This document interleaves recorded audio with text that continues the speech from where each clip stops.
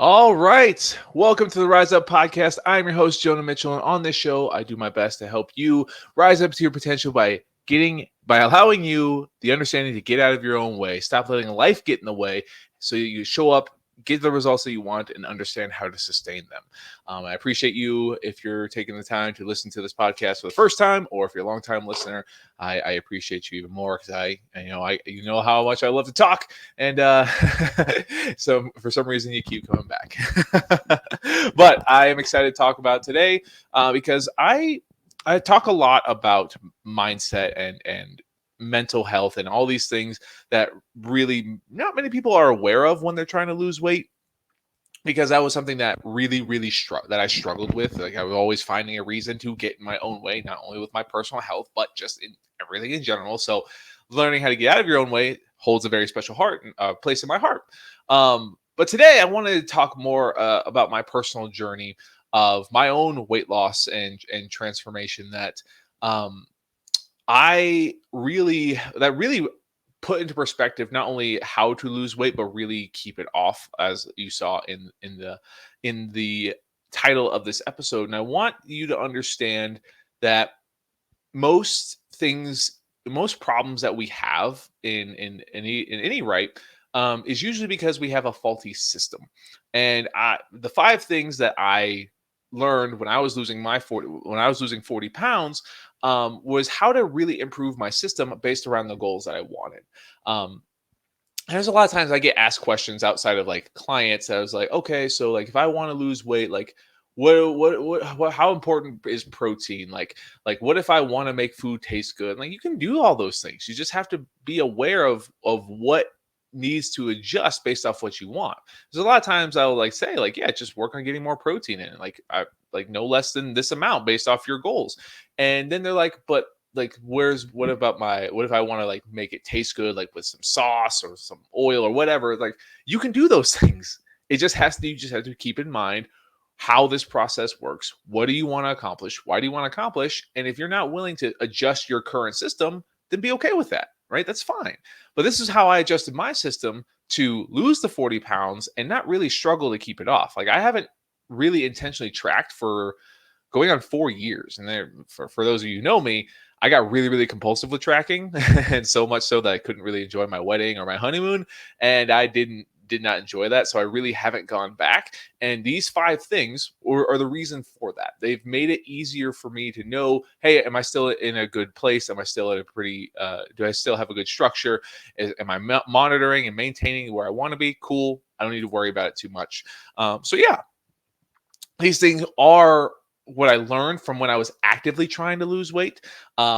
And they may take some practice and may take some time, but these are the things that I learned in that process that will hopefully help you with where you're at, or if you're trying to get started, or having a hard time seeing the results. These are the five that I think are going to make your life a lot easier. So without further ado, let's jump in and let's start talking about. Let's start with talk about number one. All right. First thing, first part of my system that really helped me see the results that I wanted, and I continue to focus on to this day, is centering my meals around protein, specifically earlier in the day. A big mistake I used to make was when, before I knew anything about food, and I was just following a nutrition, a macro prescription blindly. I used to try to get 300 grams of protein a day, and that got really difficult when and I was also trying to do that while fasting, and I didn't eat until 11 a.m. and I had 300 grams of protein to eat in a 8-hour window. So I think I stopped eating at 7. It was either start at 11, end at 6 or 7, somewhere around there.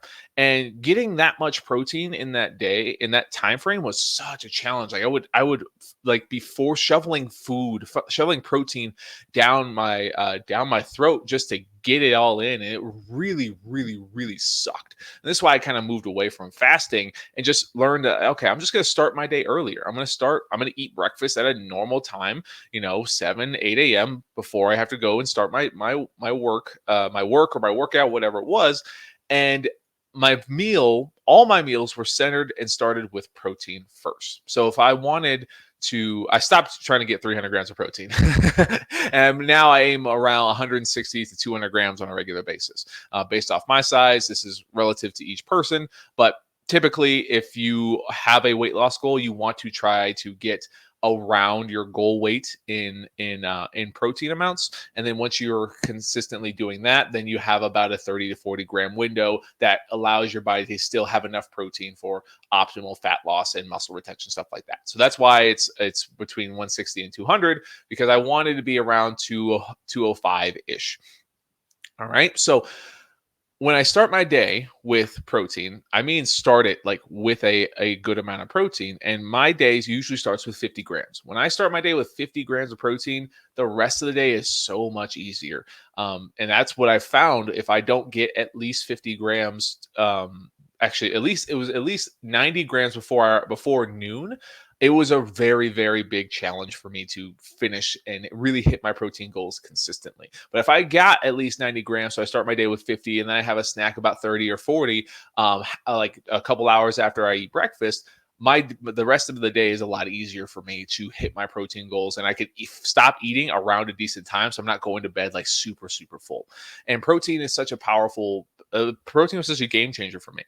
That that structure of meal of aiming to get 40 to 50 grams of protein per meal for my size, this is for, again, this is relative to each person, it just made the protein process a lot, or the eating enough to see the goals that I wanted, it made it a lot simpler, because I knew if I get 40 to 50 grams of protein per meal, I don't have to think about it as much. I don't have to struggle as much, right? And ways to increase your protein is buy leaner protein options, and then add more protein focused things to your meal. So for like my breakfast, I've had the same breakfast basically for 4 years.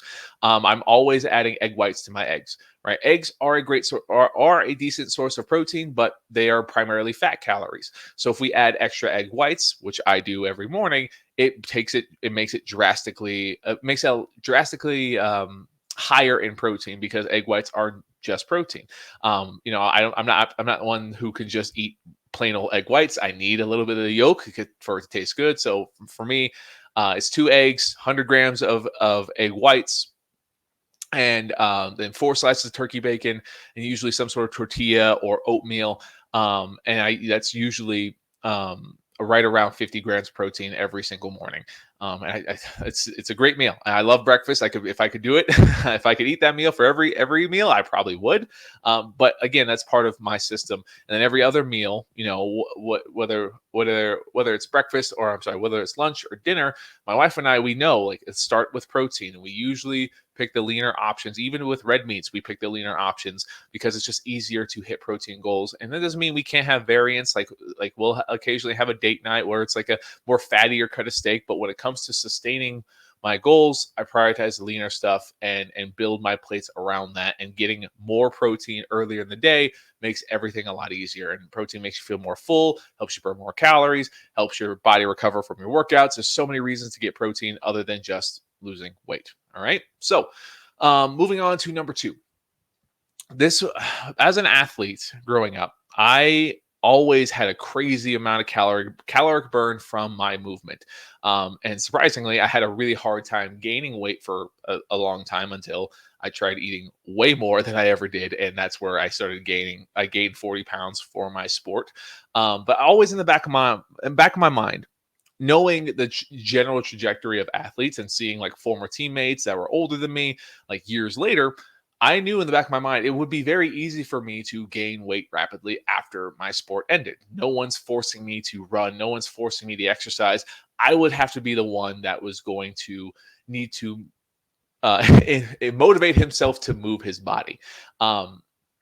And I was a trainer for a while, so I had a pretty good foundation of just walking. I was a personal trainer, I should say, as I'm still technically a trainer.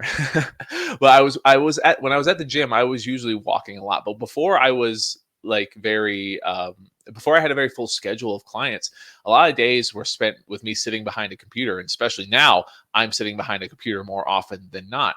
So what really helped me, and just to get to number 2, is when I was really actively trying to focus on weight loss, I worked on making movement a part of my day, no matter what it looked like.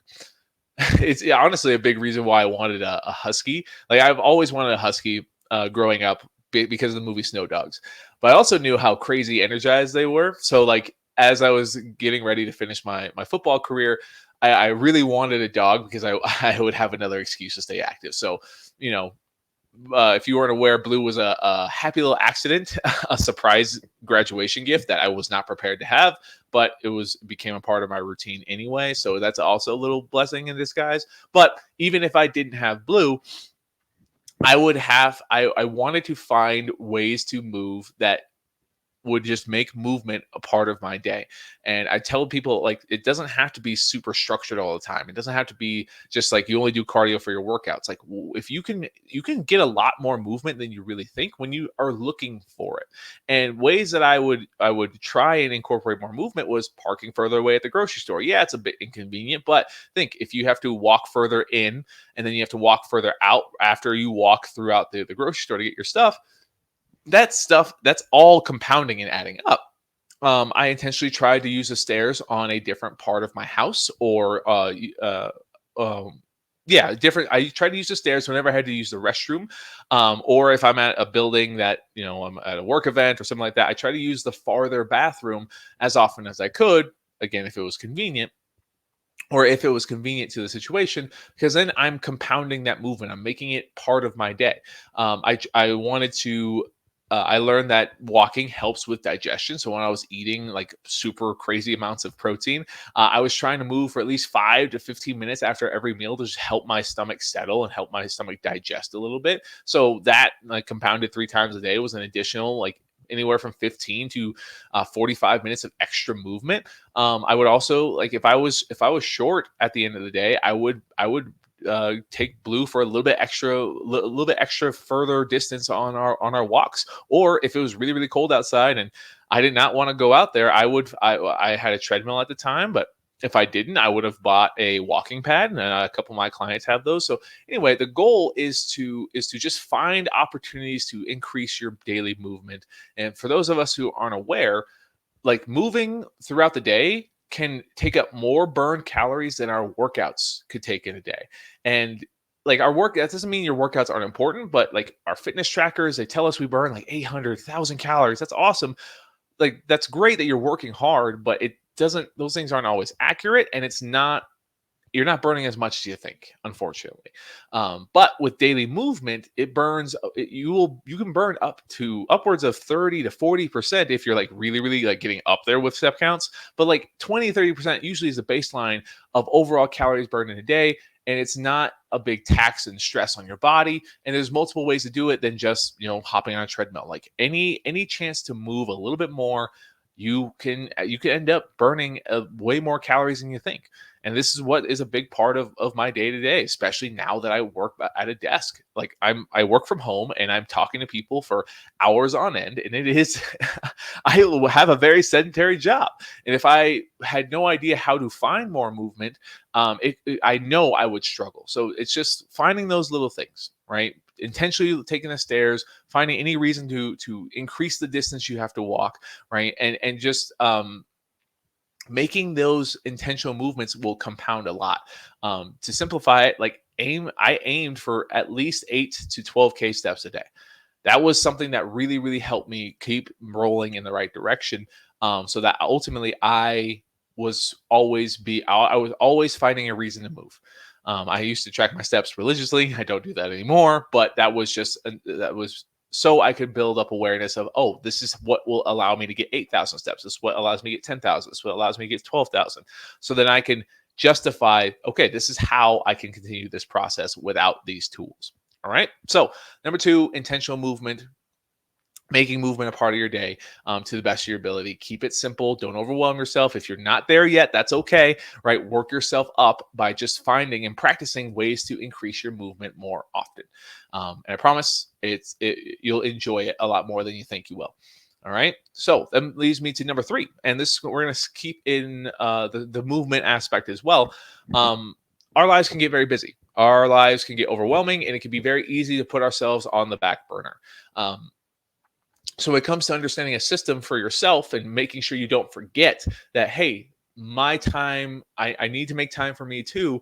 I made a non-negotiable. I used to try and work out every single day, and ultimately my schedule just got way too busy, way too chaotic, and way too difficult to sustain that once I got busier and more in depth with my career.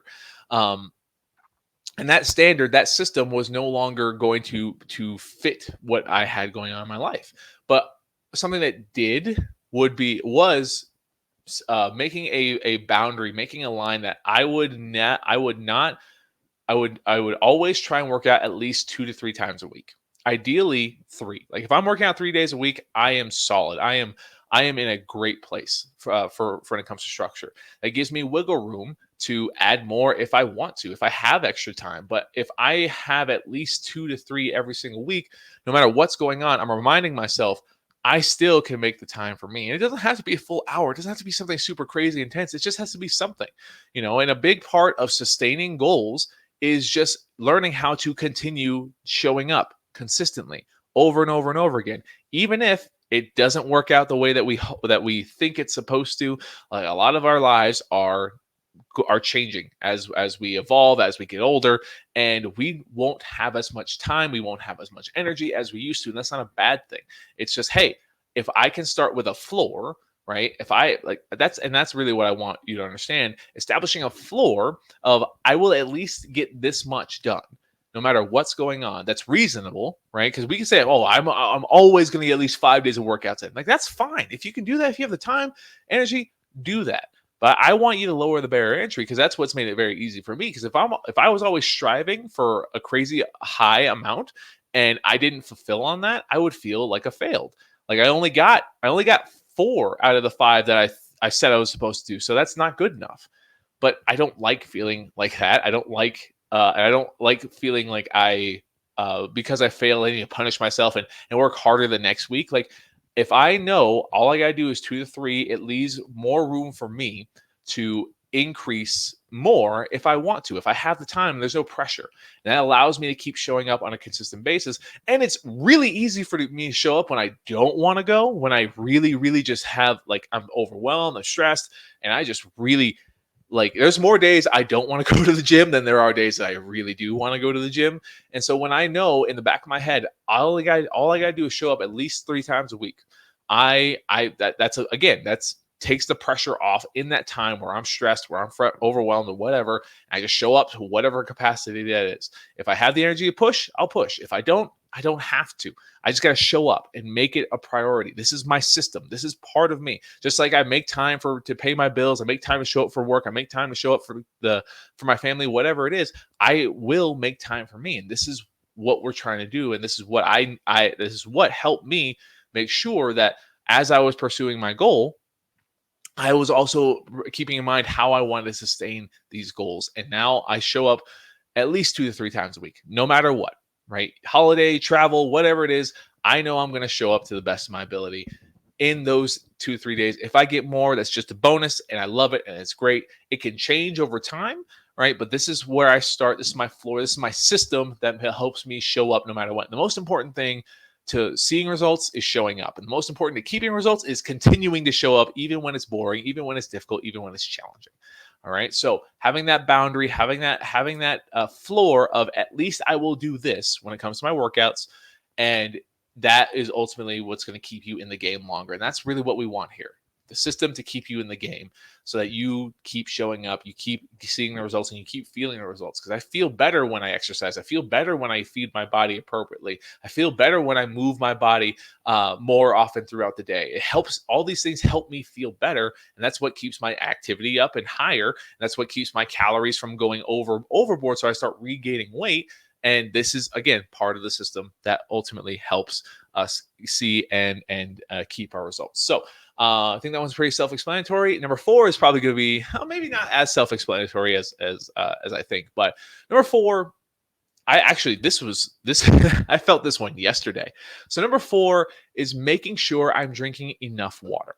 Now, enough water can be relative to the person. For someone of my size and my activity level, I've found that actually drinking a gallon of water is where my body thrives. Maybe a gallon or a gallon or 3/4 of a gallon. If I'm less than 3/4 of a gallon, I feel it. And last night I was trying to sleep and I felt like I was in the Sahara Desert at 1 in the morning. Like I woke up just parched, and I knew going to bed. I was like, man, I didn't drink that much water today. It won't be that much of a problem. But what woke up this morning at 1 a.m. and man, it felt like I was gargling sand for a long time. And I'm usually not one who gets up at like I can wake up in the middle of the night and toss and turn a little bit, and usually after a little while I can go back to sleep. This was not the case. I was wide awake, and this is the first time I've got out of bed since I was probably a kid to drink water. And I had like probably 4 glasses of water before I went back to bed. And ultimately, water helps me really. I never understood how important water was when I was an athlete, but as I've adapted and evolved afterwards, like I feel stronger when I drink water, and water is key for nutrient distribution, for electrolyte distribution throughout your body. So when I'm drinking water, my body's able to perform better. And I wasn't aware of that. Now I'm also aware that if I don't go to bed as hydrated as I usually am, my mouth is going to say, "Hey, we are dying over here," and it could interrupt my sleep. And if it interrupts my sleep, I'm going to feel groggy. And there's a whole masterclass I could talk about, like how your sleep screwing up can affect your appetite, your craving, stuff like that. But all those things would apply. So making water a part of my routine, helped me feel satisfied, helped me not crave as many things as I usually would. Right? A lot of times our body can't tell the difference between when it's hungry and thirsty. So when you drink, when you get a certain craving, it might actually just be thirsty, but it doesn't always send the signal that you're thirsty. It's really strange. If our body could speak English, this would be a lot easier, but it doesn't. It speaks through other means like cravings or lack of energy or stuff like that. So making this a part of my routine and understanding what helps you drink more water. Are you someone who gets bored with water easily? That was never my problem. But if I had a small water bottle, I would never refill it. I hate refilling water bottles. I don't know why. It just like it just doesn't make sense to me. My wife, she hates drinking water that's not through a straw. I don't know. She can't do it. No matter how hard she tries, it just isn't something that's for her. But when she adds a straw, like she gets at least a half a gallon to a gallon every single day. And for me, if I only want to fill my water bottle up once. I don't want to keep refilling it over and over and over again. It just gets on my nerves. So I'm that person who's going to walk around with a gallon water jug, and that's what helps me stay consistent. And uh more of that process was like I keep that water bottle with me. Like I'm at my desk right now. The water bottle is in clear view, clear sight. I don't leave the room without it. So every time I have the inkling to drink water, it's there. If I'm going downstairs to after I finish this podcast, the water bottle is going to be right with me. If I go to the gym, it's with me. If I go out with my friends or my family, it's with me. Right? It's always going to go with me, and that's part of my system. People don't always want to carry that around. That's fine. But ultimately, if you're someone who gets bored with water, doesn't just like the taste of plain old water, any like 0 calorie like sweetener or not sweet, yeah, I guess sweetener or water enhancer, whatever you call them, like I don't know if it's ice, it's like a Crystal Light, I think it is, or Mio, which has been around since I was in middle school. Uh, those things, like you use them, right? Or carbonated waters, they can help. Teas will help as long as there's not like sugar and honey or whatever, like so much crazy amounts like are you're using to make it taste a little bit better. But 0 calorie sweeteners or 0 calorie water substitutes, that all counts towards your water goals. And that's again, that's what helped reduce a lot of my cravings, helped improve my digestion, helped improve my performance, helps keep me asleep apparently, because I very rarely don't get less than 3/4 of my water jug. So this again, making it part of the system. These things help me feel better. These things help improve a lot of other aspects, which helps me continue to show up. And when I keep showing up, I keep my results. And again, that's the point of this process. All right. So this one is kind of self-explanatory. Again, I could probably do a masterclass on why like each of these do what they do, but I don't want to keep this too long. But my last one, this is my favorite one. Number 5. The thing that I think has really changed how I see and view my food is this one right here. So this one may be a little bit controversial, but I think it's still important for most people to hear because there's a lot of people that I talk to that are very judgmental when it comes to sweets and candy and desserts. But ultimately, the fifth thing that really helped me lose weight and continue to this day keep it off is I have some sort of dessert almost every day or every night, no matter what I'm doing. Like I am a sweets person. If you listen to me for a while, you know my association with sweets. I have struggled with emotional eating for a very, very long time. It's still to this day. It's one of, if I don't catch it, it's very easy for me to gravitate towards sweets if I'm stressed or emotional.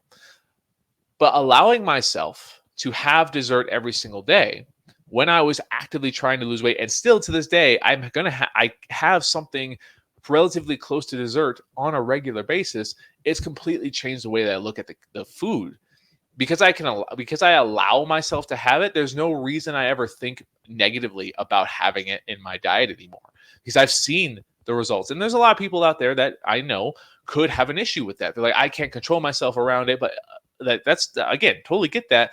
But the solution to that process is constantly eliminating it and constantly avoiding it.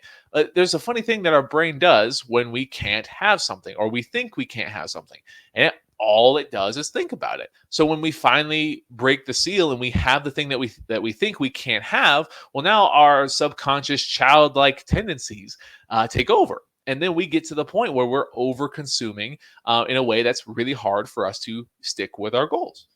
But if we allow it in our diet, if you, and this is what I did, I know personally, I can't buy candy. Like I know if there's a bag of candy in my house, I have a very, very hard time with self-control. No matter the awareness I've created for myself, having that much access to candy is still a struggle for me. So I put boundaries in front of that so that if I want the sweet treat, I can have it. It just has to be within the means that I want. And something that I practice for a long time, something I practice with my clients is if I want the candy, I can have it. I'm gonna have just the normal size candy bar, and I'm gonna go get it. It's not gonna be in my house, but if I want it, I'm gonna go to the gas station, buy it, and come home. Right? Again, that may not be as easy. That may be easier said than done, but you have to practice it. I didn't start out that way, honestly. I had to start by completely limiting the I had to start by limiting them from my house completely. And then whenever I had a sweet craving, I would just learn to make a little bit more aligned decision. I would prioritize food, fruit over the candy, and I would have those more available in my house. So I'd still get the similar sweet craving fulfillment, but it was a little bit more ideal. It was a little bit more calorie focused and calorie conscious. And as I continue to practice that, I started to reintroduce certain candies back into my diet, but within the means of my goal. So at the end of the day, actually, okay, let's rewind for a second. I started by eliminating the candy or easily accessible candy in my house. Then, anytime I had a sweet craving, I would just learn to make a more ideal choice when it came to choosing fruits when I had those cravings. And then I made things that tasted like dessert, but were still more calorie focused, like a protein mug cake. I would have a protein scoop with a little bit of honey, baking powder, and some cocoa. Mix it up, microwave it for like 45 seconds. Add some whipped cream and cinnamon to the top, maybe a little bit of peanut butter, and that was my dessert. And it always scratched the itch that I was having. Right? I could have dessert, and it was more protein, calorie focused. And once I knew I could have it, and I knew I had alternatives, when I wanted to actually have the real thing, then I started to incorporate. Then I said, okay, I can allow this if I have it on this means, like I was saying earlier, where I will go get the single serving regular size candy bar, specifically the Reese's, because I love those things so much. There's no better combination than peanut butter and chocolate.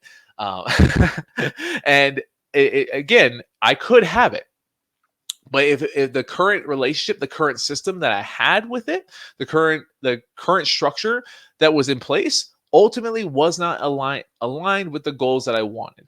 And if I kept trying to keep that, if I kept keeping that standard or those same relationships, that same structure, it was ultimately going to always get in the way of what I wanted to accomplish. Again, this took time. It was not pretty. It was not perfect. It took a long time to get to that point. But over time, I don't think about it that often. It took a lot of practice to get here. And this is why I'm sharing it with you, because I want you to know, as you're going, if you find yourself and your systems are your systems with your meals, your systems with your movement, your system with your relationship with food is in a tough situation, it can get better. This is not a list of things you have to do right now. This is a list of things that help me improve my relationship with my food, my consistency with my routine, so that I not only saw the results, I knew what I needed to do to keep it right. And now I want you to understand how to see yourself in this process and see, okay, how is my protein take for my meals? Am I making my meals or am I eating out a lot? So cool. Maybe you pick that and start centering your meals. Start trying to cook your meals a little bit more often and try and center them around protein. Right? Are you pretty sedentary? Maybe you can start there. Are you not getting enough water? Right? You don't have to do all these all at once. And that's what leads to overwhelm and frustration. And then the thing that stops us from seeing results is we stop showing up. We stop trying. This is I want you to just take this list of things and pick where you can see where you realistically see yourself improving the quickest. And so over time, one step at a time, you'll see that the system can improve. There's only one way to lose weight, and that's to be in a calorie deficit. And all these things are designed to help us stick within that calorie deficit over time. And I guess I'm going to, before I finish this episode, I do want to mention one thing. There's no guarantee that we will see weight loss in a certain amount of time or whatever it is. But if you find all the reasons to keep showing up, no matter what, and you keep trying and you keep trying to improve your system, you're going to see results. Unlike what a lot of us end up doing, where we try to do everything perfectly, or we try to follow something online and it doesn't go the way that we hope or intend, and then we spiral and then we go back to what we know. We eat for convenience, we eat for emotional reasons, we don't think about our actions, so we go back to feeling guilty, ashamed, and frustrated. So ultimately, the only way that you're going to ever see the results and especially keep them is learn how to show up consistently. And these are going to help you show up consistently and improve your systems to keep the results. All right. So I hope that made sense. This is a lot less emotional or mental talk. This is more structure based. But again, I thought it'd be a helpful thing to share. And I hope you did find it helpful. If you did, I really appreciate if you took the time to share this episode with at least one person. And if you didn't, if you don't agree with me, if you have any questions, that's fine too. But please don't hesitate to ever reach out to me, email or social media. I'm always happy to talk, to interact, to help you understand these pieces as well, and or just give you a reminder, like, hey, you're okay. You don't have to have it all figured out. You just, as long as you're making progress, it's going to happen. Um, and yeah, I think that's it for the day. So if you need anything else, or if you need anything at all, like I said, check the show notes down below. And I will see you on the next one.